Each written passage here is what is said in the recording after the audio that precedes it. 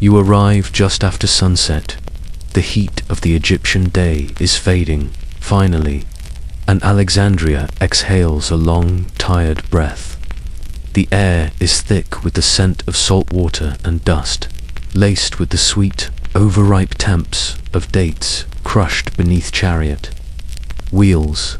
You walk slowly, there's no other way to walk here. Even the camels look too tired to argue.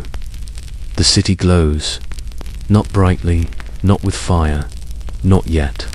Just the soft orange shimmer of oil lamps flickering behind linen-covered windows, casting dancing shadows on limestone walls. Somewhere nearby, a vendor is still muttering to himself, folding up papyrus scrolls and dreams for the night. You're here for something forgotten. Not a person, not exactly. A place, a memory wrapped in marble columns and smoke. You're here for the library, or what's left of it. The Library of Alexandria, mysterious, mythic. The intellectual playground of the ancient world. The place where humanity tried, very earnestly, to write down everything.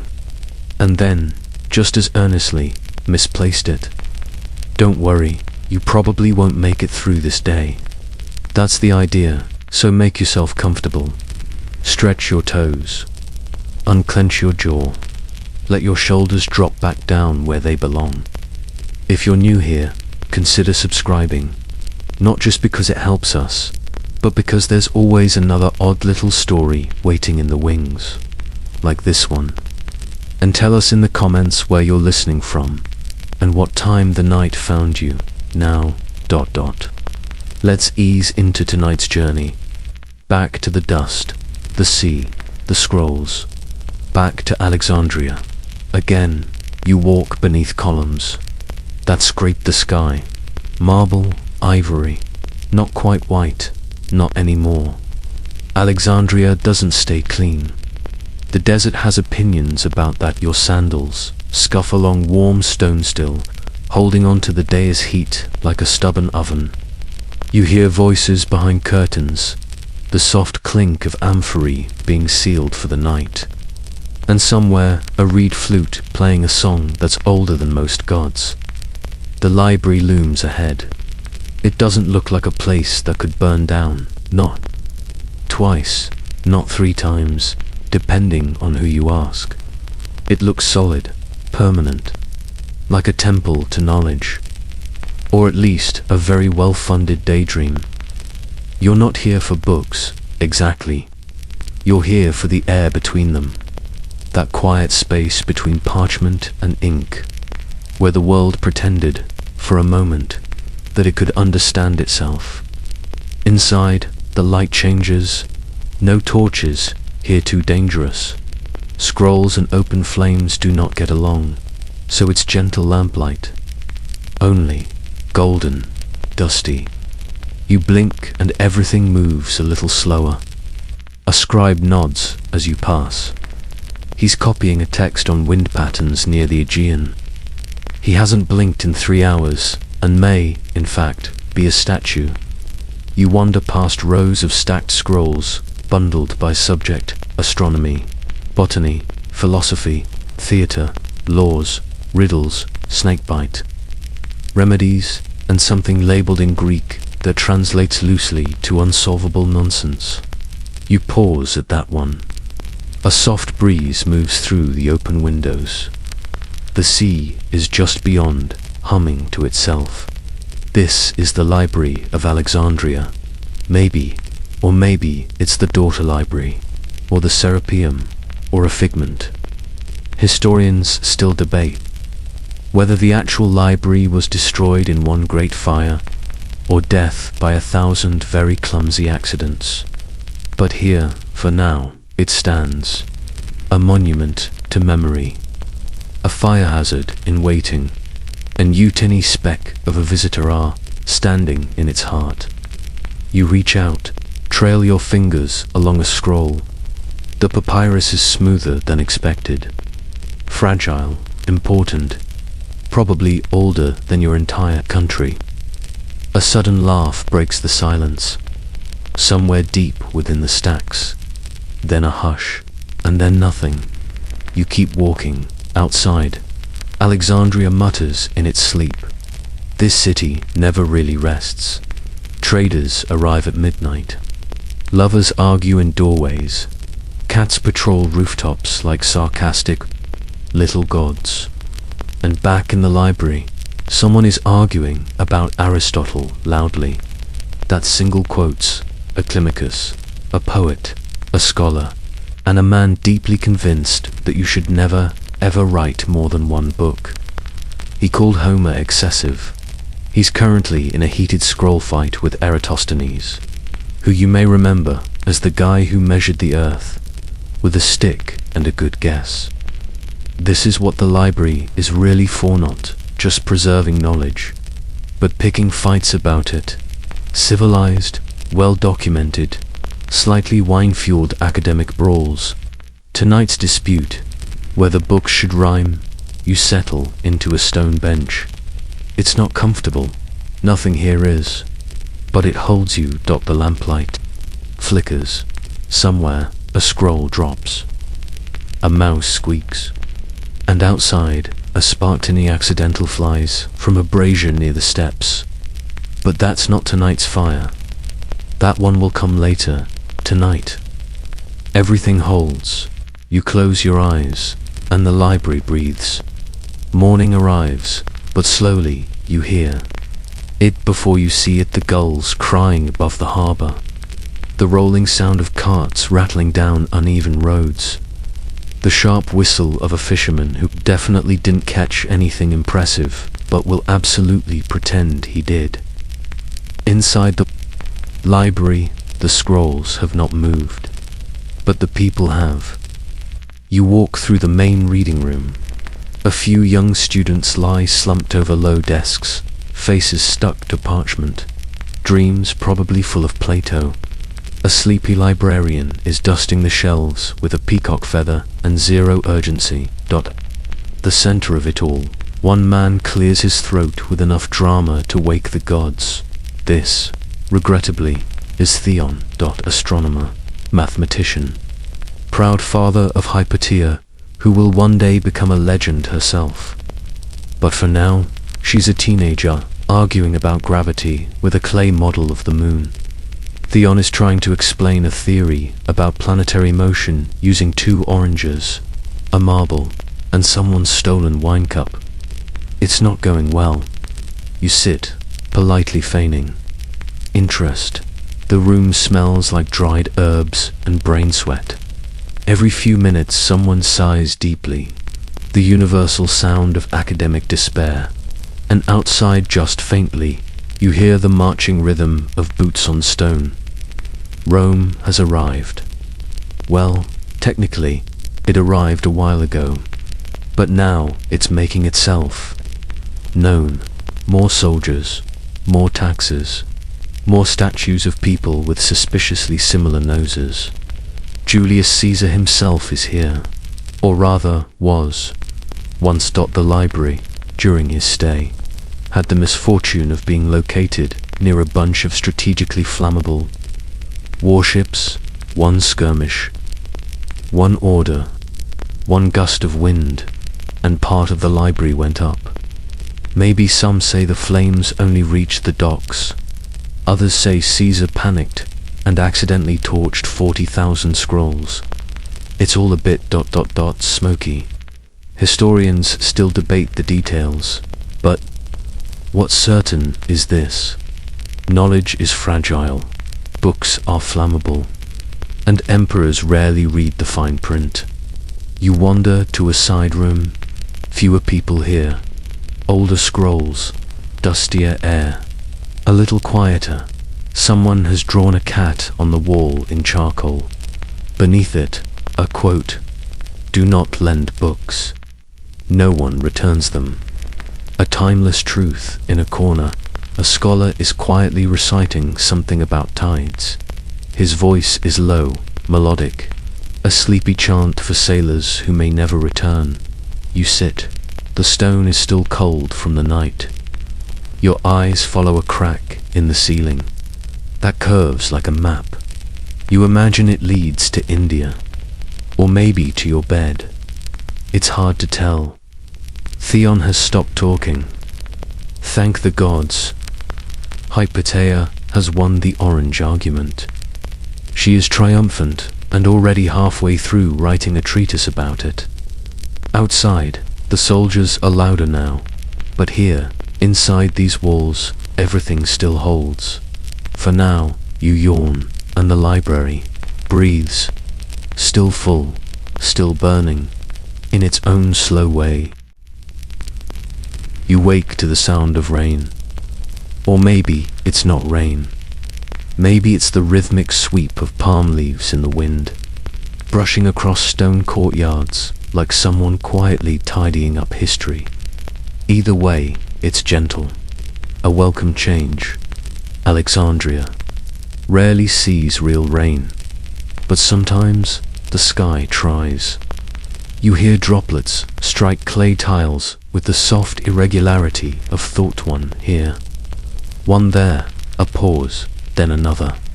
Inside the library, it's dim. No one's lit the lamps yet. The sun filters in through high windows, diffused and pale. The air smells like old paper and wet linen. You like it here. It feels like the world forgot how to rush. You walk past a boy carrying a scroll the length of his entire body. He's whispering the words aloud, either practicing or hoping the scroll will recite itself if he just stares hard enough. You nod. He doesn't see you. He's busy negotiating with Socrates. The Serapeum is bustling this morning, one of the temple libraries connected to the Great One, or perhaps a fragment of it. It's hard to keep track. Every time the library burns, someone just builds a new wing and pretends nothing happened. Like if you lost your house in a fire and just pitched a tent in the yard.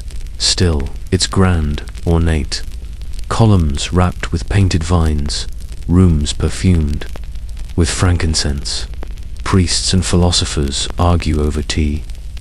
A woman in a purple cloak is explaining star charts to a goat, which seems unimpressed. And here's the rub by this point. Alexandria has already lost a lot of its scrolls. Maybe in Caesar's fire, maybe in smaller disasters, maybe just two. Time, water damage, and one careless intern. But they're still rebuilding, still copying texts, still collecting. The dream of holding all human knowledge in one place hasn't died.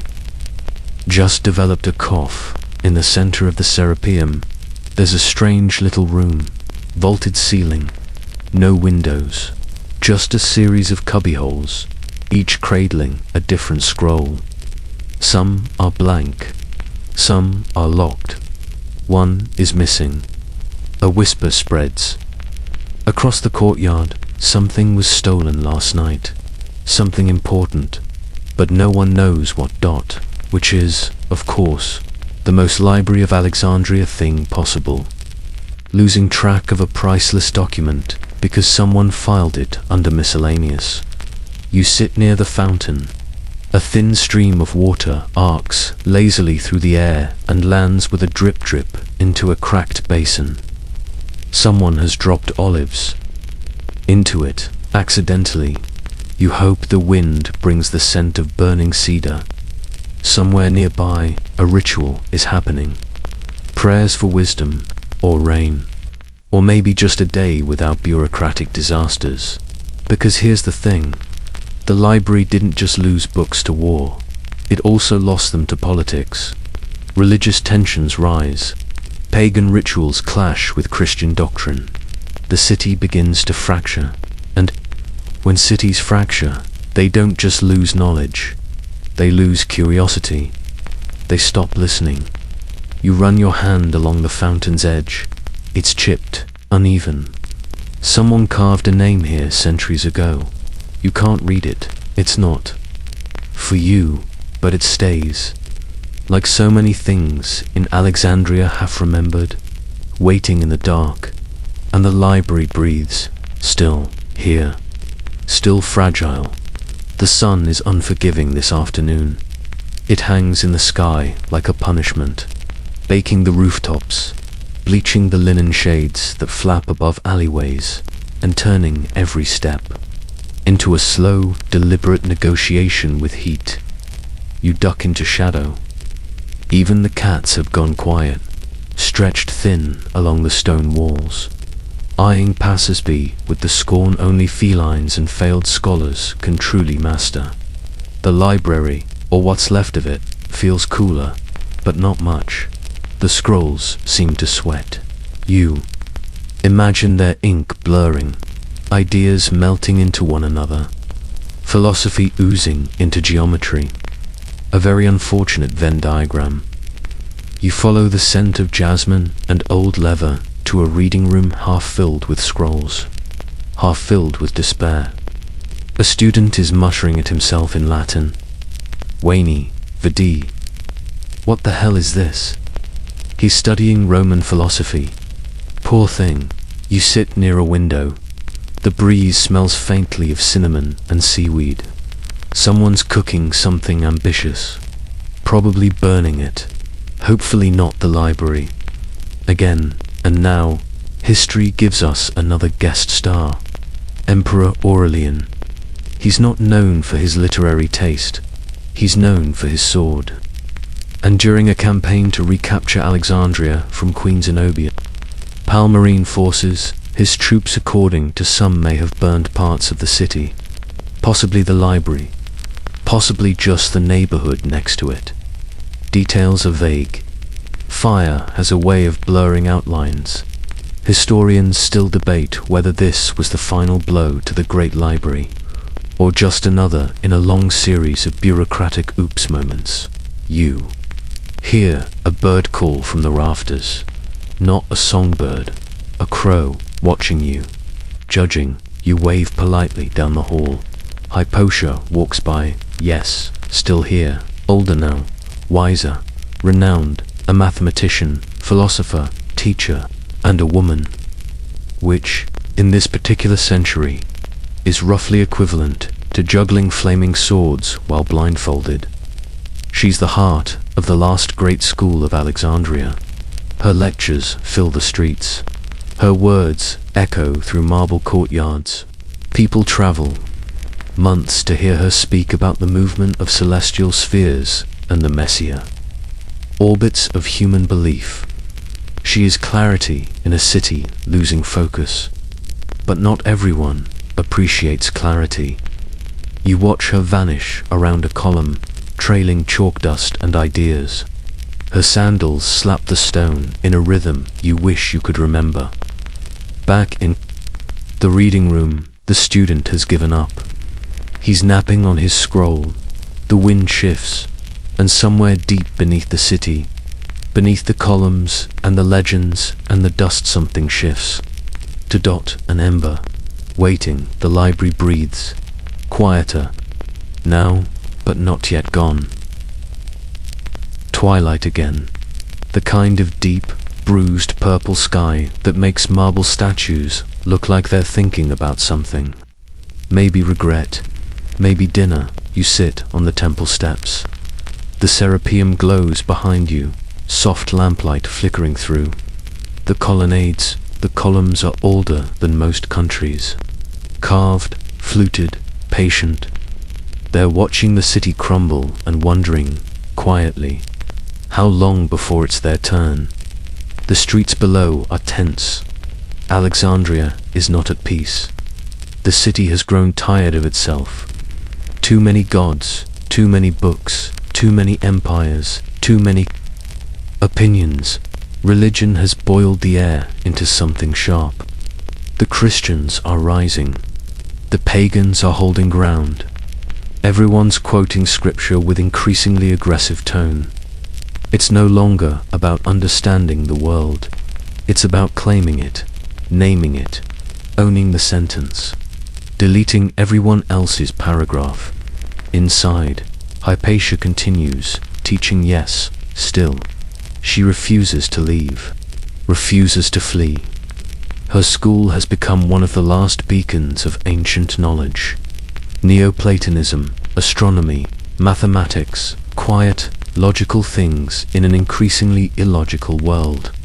She teaches civic leaders, she advises magistrates, she even counsels Orestes, the Roman governor, who finds himself caught between Hypatia's reason and the Bishop Cyril's rising zeal. It doesn't end well, but not yet, tonight. She's scribbling notes on a wax tablet. Her students whisper around her, like stars orbiting a steady sun. You watch them from a distance. You want to remember this moment, because very soon Hypatia will be murdered, not in a fire, but in something worse, a riot. A mob drag her from her chariot, tear her from her thoughts, render knowledge into pulp and dust, and with her death, the last glowing filament of Alexandria's light will dim. But that's later. Tonight, she breathes. And the library, what little remains of it, breathes with her. Outside the street, torches flicker. A wind picks up, stirring sand across stone tiles. A procession of monks chants in the distance, their voices low, rising like smoke through broken streets. You descend the temple steps slowly, past the statues, past the shadows, past a wall where someone's etched a diagram of the cosmos and added, beneath it, all of this. Probably wrong. A candle burns at the base. You don't touch it, you just walk, because now comes the final ember. In the years after Hypatia's death, the Serapeum is destroyed, torched, razed, erased. Whether this building was the library or a cousin of Itor, merely its ghost, no longer matters. The scrolls go dark, the halls fall silent, and knowledge, once gathered so eagerly, is scattered like ash into wind, but used, walking, still here remember, not everything, but enough. A word, a name, a scent of parchment in warm air. You pause near the harbour. The sea laps softly at the stone embankment, as if trying to comfort the city that's outlived itself. Behind you, smoke rises in slow spirals. No flames visible, just the sigh of something ancient exhaling for the last time. And even now, the library breathes, barely, but not gone, not yet. And now, nothing. No scrolls, no lamps, no Hypatia, no quiet disputes over rhyme schemes or the proper way to interpret. A star's hesitation in winter. The great Library of Alexandria is gone. Not in one night, not in one fire, but over centuries, smoke by smoke, argument by argument, broom sweep by broom sweep. You walk through what remains, ruins, not the dramatic kind either, just faint outlines, a few broken columns, some scattered mosaics choked by weeds. The air is still. Even the cats seem reluctant to linger. You bend down near an old stone where someone once carved the library's seal. It's faded now, almost invisible, like it's been trying to forget itself. A child skips by, chasing a hoop. She doesn't notice you. She doesn't know what stood here. To her, it's just warm stone and stories grown too quiet to hear. And maybe that's all it is. But then again, somewhere far from here, in Istanbul or Rome, or tucked into the back of a dusty monastery in France, a scroll copied in Alexandria still survives. Someone's handwriting, centuries old, still whispering facts about the Nile or how eclipses work. Alexandria's flame passed on, not gone, just moved, dimmed, hidden in margins and footnotes and poorly translated Latin. You sit beneath the last standing column. It leans slightly. It's tired. You close your eyes, and in the dark you hear it faint, gentle, pages turning. A lecture whispered through stone. A sigh from a scribe who can't remember whether he was on paragraph 6 or 7. A breeze stirring the edges of an idea. The library breathes, still now, just rest. You've walked far tonight, through temples and embers, through scrolls and silence, through the long, fading corridors of a city that once dared to know everything. Alexandria never really burned in one moment. It faded in layers. And so to do we dot like an old scroll, folded too many times. Like ink left out in the sun. Let that idea comfort you, somehow, that nothing truly disappears all at once. Not knowledge, not memory, not even light. It lingers in fragments, in footnotes, in soft voices that keep telling the stories. Even when the library is gone, the stars above Alexandria still shine in the same sky you lie beneath now. Same constellations, same myths wrapped around them like old linen, and maybe, somewhere inside you, a little space opens up. A quiet shelf, a tucked-away drawer, a place where this story can live for a while, until you need it again. Let the city fall away now. Let the marble columns and distant chants fade into warm sand. Let the debates drift off like incense. Let footsteps echo just one more time, then disappear. And let your breath slow. Deeper now, the sea still hums outside the ruins. The night has wrapped the city in dark silk. You are still here, and the library, somehow, is too dark. Good night. And may your dreams be full of books that never burn.